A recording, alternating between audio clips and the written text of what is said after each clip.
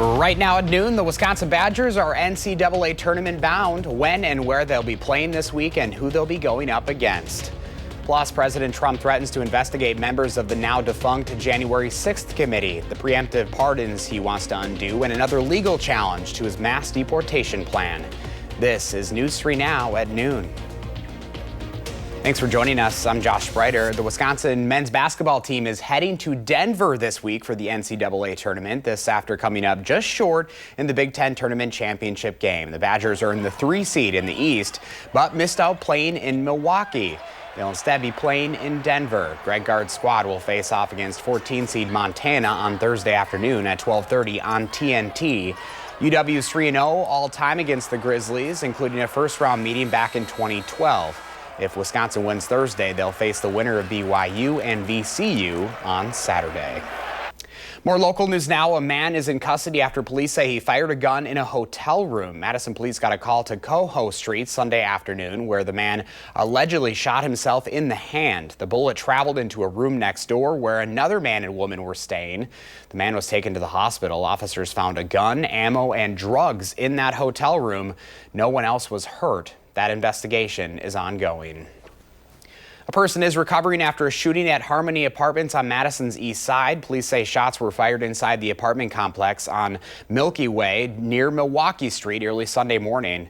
This isn't the first time Harmony Apartments has been in the news. In 2023, 2 homicides took place at the apartments, and prior to that, the city of Madison declared it a chronic nuisance. News 3 Now spoke with a woman who did not want to go on camera. She says her brother, who lives in the unit next door, is lucky to be alive. She says there are multiple bullet holes and items damaged in his room. A mild but breezy St. Patrick's Day. First for meteorologist Savannah Brito is out on the weather patio with her certified most accurate forecast. Hi, Savannah. Hi, Josh. Thank you. Yeah, definitely on the breezier side. My hair's kind of whipping all over the place right now, but temperatures are actually not that bad, especially with the given sunshine that we do have. That expecting to continue the rest of the afternoon. Into the evening, expect clear skies, but winds are actually going to gust up to 35 to 40 miles per hour. Right now, ranging about 35 in Madison. Some areas, though, are closer to 40, even 40 in La Crosse. So very breezy conditions, and we're not talking about those conditions dying down, unfortunately. Still expecting it to be pretty breezy tomorrow, and then windier by Wednesday. That's when we're tracking alert day conditions. But because of the southwest, strong southwest winds, low relative humidity, and the mild temperatures that we're tracking, we do have an elevated fire risk. That's through this afternoon and the evening. Avoid burning if you can. If you do have to be out and about, just make sure it's contained and monitor that.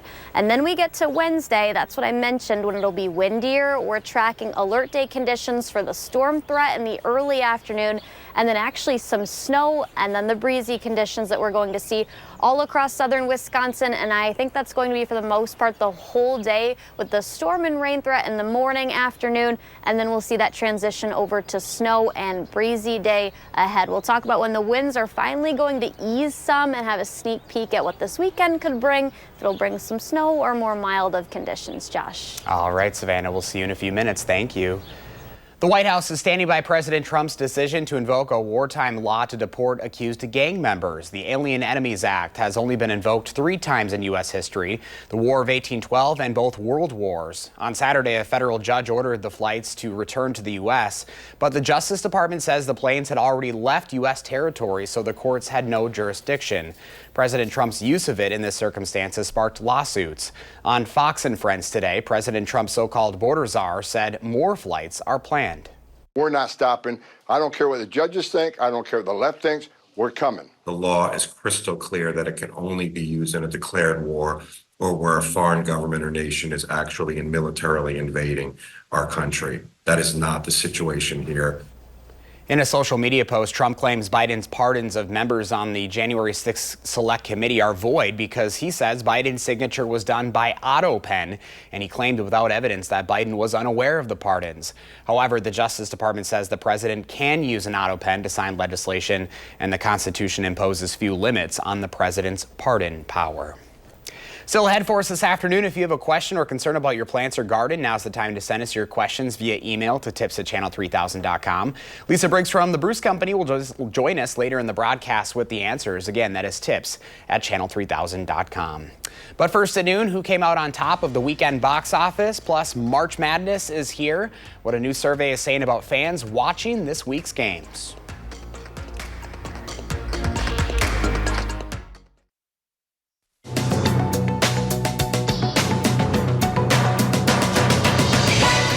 A new survey from sports betting media company Action Network shows March Madness could clash with the workplace this year. Around 40% of fans admitted they've called out sick to watch the games. Action Network also says fans spend around 2.4 hours per day checking scores, which it says amounts to more than $20 billion in lost productivity. Action comedy Novocaine debuted atop the weekend box office, pulling in close to $9 million domestically. Sci-fi flick Mickey 17 fell to the number 2 spot in its second week with roughly $7.5 million. Spy thriller Black Bag also debuted with around $7.5 million. And multiple retailers are sharing the luck with some sweet deals this St. Patrick's Day. 7-Eleven is offering $17 off of $30 delivery orders through its app. Krispy Kreme is giving customers who wear green a free original glazed donut, dyed green to mark the occasion. Donut lovers could also be randomly selected to win a pot of gold pass for a free dozen of original donuts every month for a year. Panera Bread is offering its own pot of gold deal to guests who enter a sweepstakes for free mac and cheese for a year. The chain's mac and cheese bread bowl is also going green at some locations nationwide with $2 off for rewards members. That's your CBS News Money Watch report. For more, log on to cbsmoneywatch.com. At the CBS Broadcast Center, I'm Jesse Mitchell. Here's a look at the stock numbers at the noon hour. The Dow is up 246 points, NASDAQ down 54, and the S&P 500 up 4. Pam has today's farm numbers ahead, and Savannah's tracking the first warn forecast. Then later on Live at 4, UW professor Howard Schweber on the growing number of lawsuits against the Trump administration.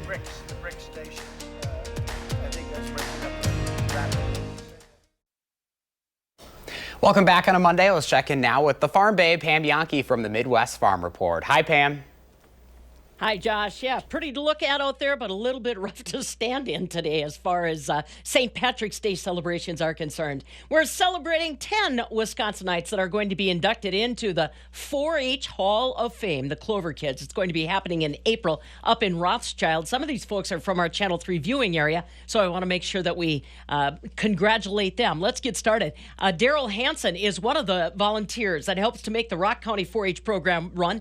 He's been involved for 38 years helping out with a lot of different activities at the Rock County Fair. Daryl Hansen, one of the inductees. We also have Marla Kluge. She's up in Sauk County. She's been involved with the 4-H program for 3 decades now. Also in our Channel 3 viewing area, Dennis Patterson, 36 years now that he's been down in Grant County acting as a 4-H livestock judging coach, and he's seen his teams manage to the state, national, and international competitive arena.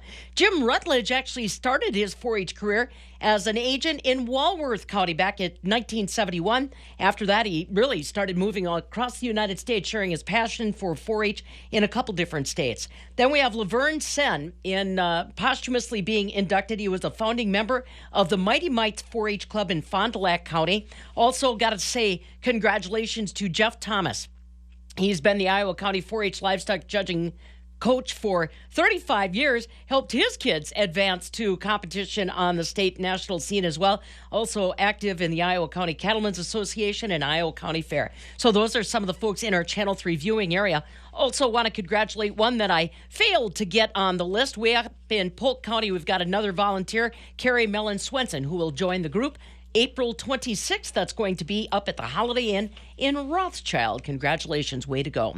Markets today are starting to show some of the weakness that we anticipated. You know, some of the strength that we've seen specifically in dairy was because of all the pre-orders that had taken place before really, let's say, February of 2025. We've gotten those into the channel now, and we're starting to see our dairy price soften just a little bit. This is at a time when we're seeing more milk start to come online as well. We call that spring flush, when a lot of those mama cows are having babies, and they are are at peak milk production. We're going to have to watch and see how this goes. Today, Josh, barrel cheese dropped 6.5 cents to 162.5. 40-pound block cheese down 4.25 at 165, and double A butter down 4 today at 230.25 per pound. It's kind of that chicken and an egg. Is it the milk production coming online again, or is it that we're trying to remain, I want to say, cheap compared to the world marketplace, so that even with tariffs potentially looming, we can keep that international marketplace moving? We'll wait and see which is going to be the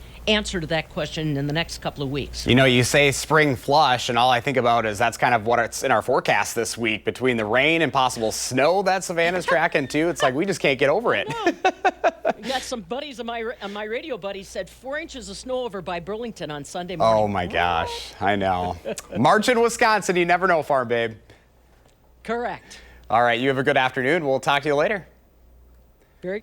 Well, hey, sunny today, but rain and even snow could be on the way later this week. First Warn meteorologist Savannah Brito is tracking it all for us. Say it ain't snow, Savannah. I know. I wish I could say that wasn't the case, but yeah, we've got a little bit of everything in the forecast, including severe weather and snow. Enjoy the mild temperatures while we do have them for your St. Patrick's Day, though. 46 currently in Madison, 46 in McFarland, 48 in Middleton, 48 in Wanakee. Outside of Dane County, temperatures are similar. Most of us are in the 40s. Black River Falls actually one of the warmest temps. They're at 51 this afternoon, and we will see temperatures still top out in those lower to mid 50s. A couple of us may reach the upper 50s this afternoon, and then an even warmer day, but it's going to be pretty breezy out there today and tomorrow, and then especially by Wednesday. This afternoon, our peak wind gusts at 35 miles per hour in Madison, 25 in Watertown, 33 in the Dells, 32 in Mineral Point. I still think we're going to see these rise at least a little bit as we head closer to about 2, 3, 4 p.m. later this afternoon. Strong southerly winds, and then along with our cooler or warmer temperatures that we're going to see during the afternoon and evening continue, and low relative humidity, we do have elevated fire weather risk for the afternoon and evening. What that basically means is just avoid burning if you can. If you can't, just make sure that you're watching that and make sure it's contained. Wednesday, we have an isolated storm chance. Some of those storms could be strong to even severe. We'll talk about who has the best chance in a second. That'll eventually transition heavy rain and storms all the way over to snow again, and very breezy of conditions. Everyone across the area will see that, and that's pretty much going to be all day long, where all of those conditions are going to be in place Wednesday, starting with the storm threat and then transitioning to snow late overnight into early Thursday, and then windy conditions all during that time frame. These are the areas shaded in green that have the best chance. So basically La Crosse southward of strong to severe thunderstorms during the late morning, early afternoon on Wednesday. This is 3 days out, low level. When you're comparing this to what we just had Friday night into Saturday, our risk was slightly higher than this. I still think overall lower compared to what we had, and if we are able to see a couple stronger storms, we're mainly looking at a wind threat along with heavy rain. This is one of the models will show the timing on this, that coming into the area during the morning. When you see these darker greens and even some of the yellows not showing that currently, that's all the stronger or even thunderstorms that we could see. The pink is freezing rain, which I do think we'll see a brief transition. That's basically going to be the closer to the evening we get. Temperatures are still forecast to be warm in the morning and early afternoon. I think we'll still reach our high a little bit earlier in the afternoon compared to when we usually do this time of year, and then eventually transitioning in with some snow, and that'll pretty much last and continue to move further southeast the later into Thursday morning that we do get. Most that out of here by the time 9 a.m. comes around on Thursday mid-morning, I would say. And yes, there is a chance of accumulating snow. I just think the best chance is going to be kind of up near Black River Falls and La Crosse, basically northwest of that area. All of this blue, that's a winter storm watch, so it will not affect southern Wisconsin. I don't think we'll see that. Maybe as far south as Wisconsin Dells getting a winter weather advisory. I think that's pushing it. We still could be talking about minimal accumulating snow here, and I think maybe some minor impacts, slick spots, but keep in mind it's been pretty warm luckily. So Wednesday, a really active day, but at least after that we got 50s in the forecast. So Josh, whatever we see, not going to last long. We'll get through it like we always do. Exactly. It's March. You have everything. Yes. All right, Savannah. Thank you. Now let's see what Howard's working on in the Mr. Food Test Kitchen. Happy St. Patty's Day. In case you forgot that today is the day to salute all things Irish, No worries, because we have a couple quick as a wink ideas that are easy, fun, and simply delicious. What if I told you you could make these shortbread cookies from scratch using only 5 ingredients? Well, you can. And when we top these with an off-the-shelf frosting that we accented with a bit of green food coloring, are we ever in for an Irish treat? And to wash them down, let me show you how to make a simple Irish milkshake that is leprechaun approved. All we do is add a good amount of vanilla ice cream and some milk to a blender. And to give it lots of its minty taste, we add a few chocolate-covered mint patties along with a couple of drops of green food coloring. We give that a whirl, and in seconds, we have a super rich shake that is ready to serve. Let me tell you, this goes great with our homemade cookies. So since it's already St. Patty's Day, you better go online right now and get the recipes for our shamrock shortbread and Irish milkshake. This way, you'll be armed with everything you need to celebrate tonight or anytime you want some tasty treats. I'm Howard with Kelly in the Mr. Food Test Kitchen, where today we found a lucky way for you to say, ooh, it's so good. You got your own straw. Yep, delicious. Ahead at noon, Lisa Briggs from the Bruce Company is here answering your plant and garden questions. Email them to tips@channel3000.com. We'll get the answers next.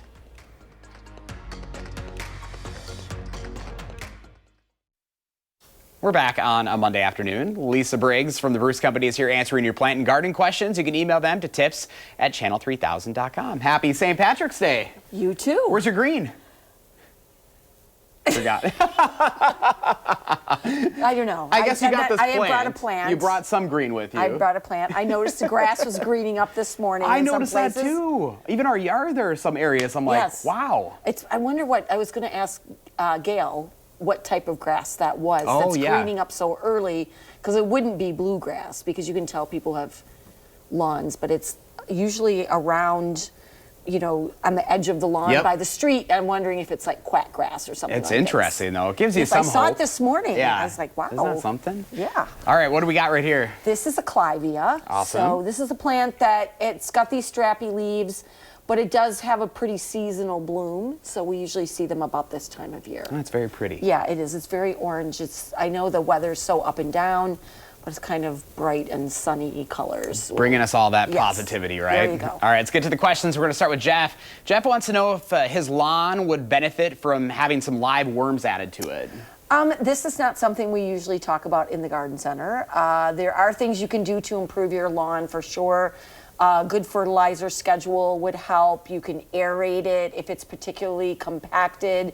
Maybe add some compost, like some shredded compost, like just over the top. If you're going to add worms, you want to either put them in a part of your lawn or of your yard where they will actually be able to dig into the soil and burrow in. Or I did see a website that suggested that you like dig little holes and drop them in there. I don't know off the top of my head if it is something that's going to be beneficial enough that it's worth the effort, but I will check back. Interesting question. I'll check back when I get to the store, and maybe we can chat about it on Wednesday afternoon. There we go. There you go. Question number 2 comes from Janice. She says she planted some dwarf little lime hydrangeas last summer. Is now the time to prune them? Do they need to be pruned every year or just the past blooms deadheaded?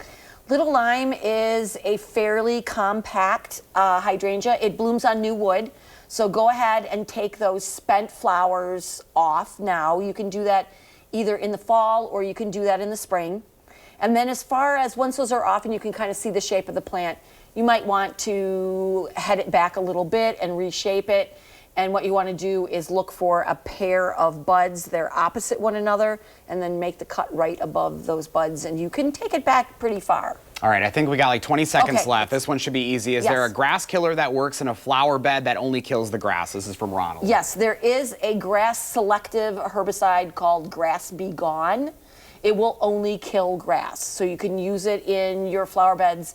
Anything broadleafed, it will not hurt, but follow the package instructions because too much can do some damage. All right, Lisa, thank you. Let's go to Savannah for a final check.